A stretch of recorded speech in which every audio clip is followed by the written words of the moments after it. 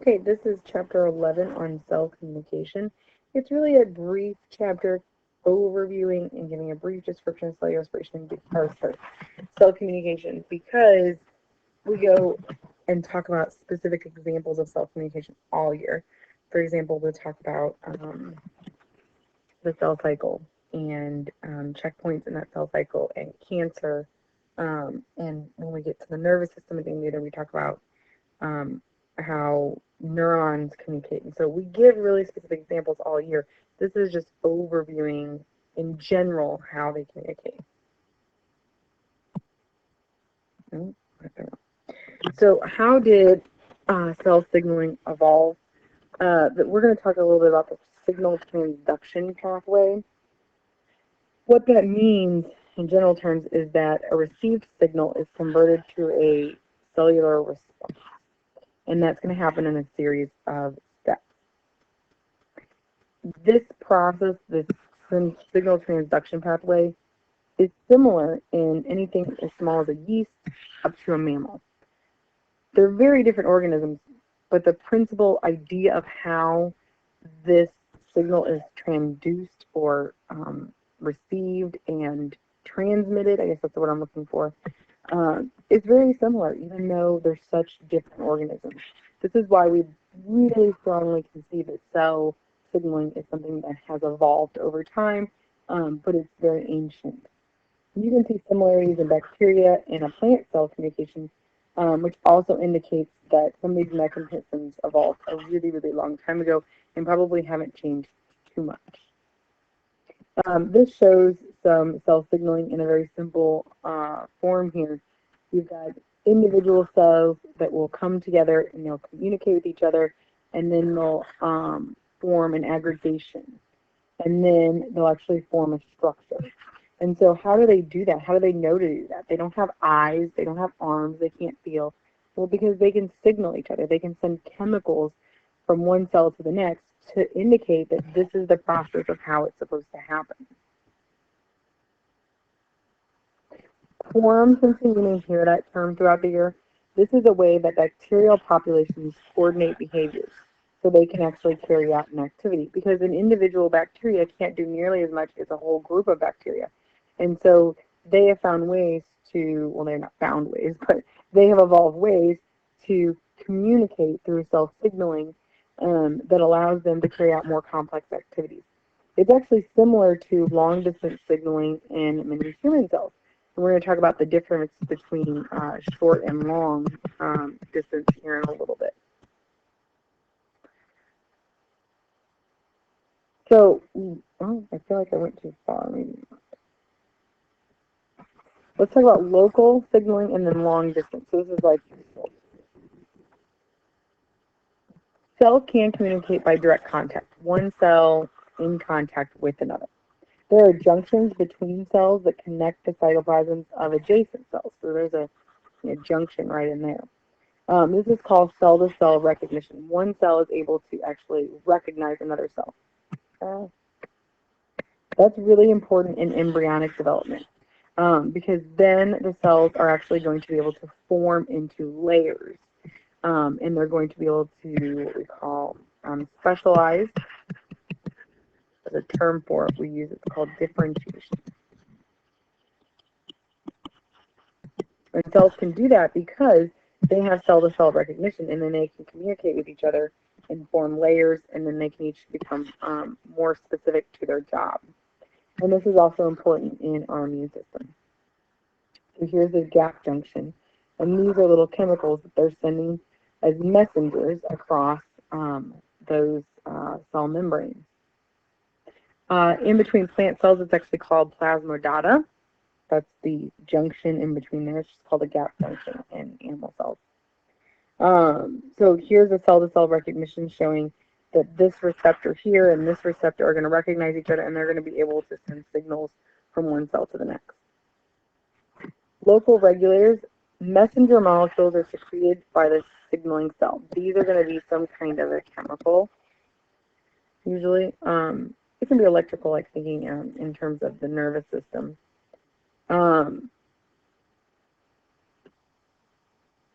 Okay, sorry. Where was that? So local barriers, messenger molecules, usually chemicals, are secreted by the signaling cell. They're going to travel a short distance, so it's not going to go very far. An example of this, when we get to the nervous system, is neurotransmitters, which are chemicals that are in synaptic signaling. So there's a synapse or a gap between one neuron and the next. And then growth factors in paracrine signaling. I'm not as familiar with that one. Here shows an example of local signaling. This is the paracrine signaling here. So you can see here that there's things that are being secreted by one cell and being sent to what they call a target cell or the other cell. How are they sent? Into a vesicle or a little package. Remember we talked about those when we talked about organelles. They're packaged into, they're in there, and then they're going to be secreted out. This is endocytosis. Look for how things connect in one unit to the next. And then they're just going to diffuse through that extracellular fluid and then be picked up by the next cell. This is the synaptic signaling. This is a neurotransmitter being diffused across the synapse between one neuron and the next. So here's neuron 1 and here's neuron 2. And then this is the signal that's being sent down. The neurotransmitter is again packaged into a vesicle and sent across the gap here. And then that's going to be picked up by the next cell, and then that's going to send the signal on down. That's the axon of the neuron. It's going to send it down this long axon. This is the terminal end, and then these are the dendrites, and they pick it up. Minimize that. Okay. So then we've got long distance signaling. So if cells are not in close contact to each other, how do they get a signal from, say, the neuron to the liver? That's a long distance signaling. How do we do that? So what do we use? We use hormones. Hormones in plant and animal cells. And believe it or not, yes, plants do produce hormones. In animals, hormonal signaling is part of what we call the endocrine system. So here's an example. These messengers are going to be sent through the bloodstream to another part of the body where it's going to be picked up somewhere else. And then it will do whatever it is, intended to do. So what are the parts of cell signaling? These are the things you need to know now. Reception, transduction, response. Those are the 3 steps you need to understand. What is reception? That's the target cell's detection of a signaling molecule coming from the outside cell. So this is where it's going to receive the message. It's kind of like playing telephone. Transduction is going to be converting the signal to a form that can bring about a specific cellular response. It's going to be different in each example. Okay, each example is going to be different for the transduction piece. And then response. Okay, this is where the transduced signal or the signal that's been sent is finally going to trigger some kind of response inside the cell. These are the basic steps. How does that look? Well, it looks a little different depending on what type of cell communication you're talking about. But they're still going to have the same basic 3 steps. So make sure you know those. And make sure you know it's reception, transduction, then response. RTR, if that helps you. So you have to know what the R means. So here's a diagram. The AP exam is pretty notorious for putting some kind of generalized cell communication diagram like this on there, and you have to explain the processes of it. As long as you can see that there is a reception, a transduction, so here one molecule is transformed to another, which is transformed to another. It's basically a pathway of change. And then there's some kind of a response. If they were to put this on the AP exam, they'd probably put the diagram, and you would have to label those 3 steps in it. Okay, so let's talk a little bit more specifically about each of these steps. Reception, some kind of receptor protein is got to be recognizable It's always done it by the shape of the molecule it needs to recognize. The signaling molecule will behave as a ligand, and ligand is a molecule that specifically binds to another molecule. The ligand binding will cause the receptor protein to undergo a change in shape, which will activate the receptor. An example of these would be G protein coupled receptors, receptor tyrosine kinases, and ion channel receptors. Here are those examples here. This is a G protein coupled receptor. So why do they call it that? Its GDP is coupled with it.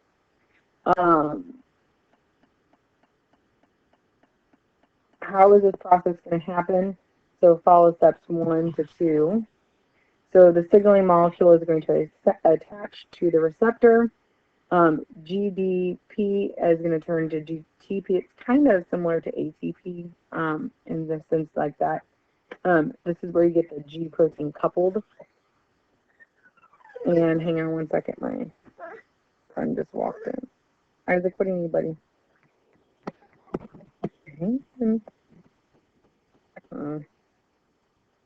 I want to keep that. I want to keep that. Daniel.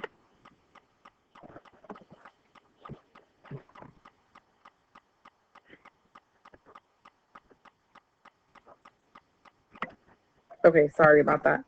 And then in the next part, it's going to indicate a cellular response. There's going to be a pathway in here. Let's see. That's really distracting when my son comes in. And I have a bad feeling he's coming back, so hang on. Okay, I think my husband got it. Okay. So this is just showing you another figure of another example of signaling pathway. This is the tyrosine kinase. You can look through it. They all basically happen a little bit the same, except in this one, this has got a bunch of tyrosines in this alpha helix that's on the membrane. It's still going to have a receptor. It's still going to have a signaling molecule. They're still going to attach. They're still going to make something else happen, and that's going to trigger a response. You're still going to have the reception, transduction, and then response.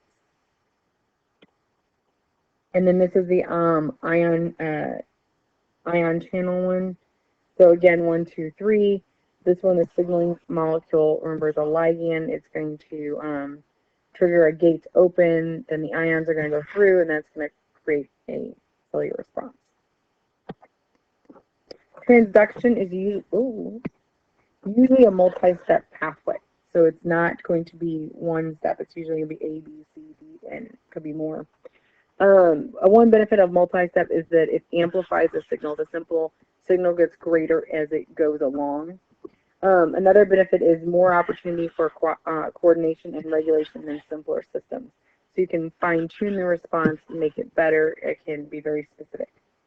Signal transduction means that one receptor activates another molecule that's activating yet another molecule, and so on until the final response is activated.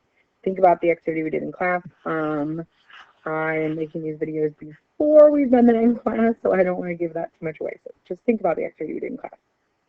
And often these involve molecules changing shape as the signal is passed. So this is giving you an example here. This is a phosphorylation cascade. And so active protein 1, 2, 3, so on until you get the final response. That's in the way. Get the final response. So this is the signal transduction pathway. Sometimes the second messengers are also needed, not usually proteins and usually water soluble so they can diffuse easily. Commonly used ones are cyclic AMP, which is called CAMP, and also calcium ions. These you'll see when we study the nervous system. Some pathways include protein modifications which will regulate the transduction pathway. Example, phosphorylation, adding phosphates, or adding methyl groups, which is methylation. We talk a little bit about this when we talk about gene regulation. because this is one way that genes can be either turned on or turned off. This is just showing another example of this with using the cAMP, which is the second messenger, to make that cellular response happen. And this is using a G protein coupled. Okay, so then the last step is going to be the response. The response ultimately leads to something that the cell actually does. The response at the end of the pathway might be in the nucleus. It could also be in the cytoplasm. Excuse me. Termination will occur when a number of active receptors falls below a threshold, which can happen through a variety of ways. And this is showing here. This is an example of a transcription factor where we're actually transcribing or translating a gene. So you've got a reception. The growth factor is recognized by the cell. Phosphorylation cascade, that's the transduction piece. And then inside the nucleus, you're going to have the inactive form, and then it's going to become active. And then your response is going to be, the gene is going to be turned into messenger RNA. A lot of times, because these pathways can get kind of complicated and very long, you're going to have things that can go wrong, defects. And I am sorry if you can hear that. My son, or my husband, is fighting with my daughter hand. Okay, I don't know. You guys remember when you fought with your parents when you were, our daughter is 12 years old, and it seems like every day is a fight about something. So I apologize for the interruptions today. So defects in the pathways. You are actually going to research one defect and create a presentation about how the cell communication should have gone and how it went wrong. This is really creative because this is where you, interesting, because this is where you can get really creative and think about all of the disorders that exist and how a lot of them go back to cell signaling and communication, and how cells are just not communicating the way that they should. Another form of cell communication I want to talk specifically about is apoptosis. Cells that are infected, cells that are damaged, or they've simply reached the end of their lifespan. They're just done. They're going to undergo something called apoptosis. Apoptosis, I love to say the word, I don't know why, is programmed cell death. It means the cell is supposed to die. Why is it supposed to die? Well, it might be infected, it could be damaged, or maybe it's just done. The pathway that triggers apoptosis depends on the cell and the signal that initiates that process. Cancer, interestingly, can actually be caused from a defect in apoptosis process. The cell is not getting the signal to die because for some reason that signal is damaged. Maybe it's from, UV radiation. Maybe it's from some kind of a chemical. Whatever the case may be, it's damaged and it's not getting the signal that it's supposed to die. And so the cells will continue to reproduce, and they're going to reproduce with the defect in them, and that's not good. This is an example of apoptosis that is supposed to happen in the embryo formation. So this is like a hand that you would have in the embryo, and it's actually a solid piece, and then cells in these areas will die as you develop in the womb. And that's how you get the space in between your fingers, is because those cells receive the signal to die. Now, what happens when this doesn't go right? Well, if you've ever known anybody, which is fairly rare, but people can have webbed fingering or more often webbed feet. They can look like ducks. Not to make fun of them, because they can have a little bit of webbing, and it can be pretty severe, or it could be just kind of minor, where there's a little bit more webbing there. And that's just because when they were in that developmental stage, those cells did not receive the signal to die. And that's the end of that video.